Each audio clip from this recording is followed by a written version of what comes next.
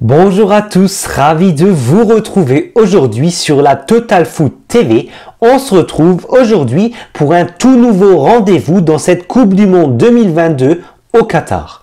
On se retrouve aujourd'hui pour le premier numéro de FIFA World Cup, votre nouveau rendez-vous sur la Total Foot TV. C'est parti! La 22e édition de l'histoire de la Coupe du Monde de la FIFA a été lancée hier au stade Al Bayt d'Al Khor entre le Qatar, pays hôte, et l'Équateur. L'Équateur s'est imposé 2-0 face au Qatar grâce à un doublé d'Ener Valencia. L'attaquant de Fenerbahçe a réalisé une superbe performance en s'offrant notamment ce doublé. C'est donc lui qui a inscrit officiellement le premier but de ce mondial 2022 au Qatar. Il a ensuite remporté le titre d'homme du match.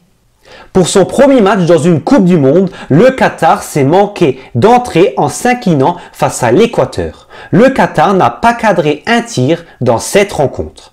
Depuis la création de la Coupe du Monde en 1930, c'est la première fois que le pays hôte perd son premier match.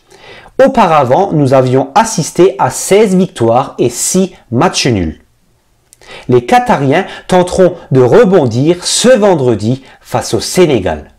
En marge du match d'ouverture Qatar-Équateur, nous avons assisté à la traditionnelle cérémonie d'ouverture dans ce stade d'Al Khor.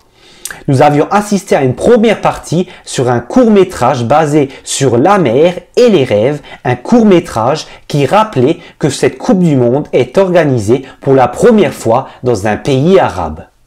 Une cérémonie d'ouverture qui a tenu à rendre hommage aux dernières éditions de la Coupe du Monde avec les hymnes mais aussi les mascottes de ces dernières éditions.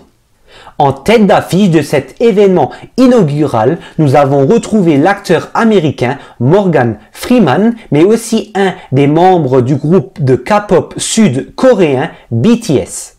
L'émir du Qatar, Tamim Ben Hamad Al Thani, est ensuite apparu dans ce stade d'Al Khor aux côtés de son père. Le souverain du Qatar a ensuite adressé un discours aux 60 000 personnes présentes dans le stade en leur souhaitant la bienvenue au Qatar avant de laisser place au traditionnel feu d'artifice qui lançait officiellement cette 22e édition de la Coupe du Monde de la FIFA.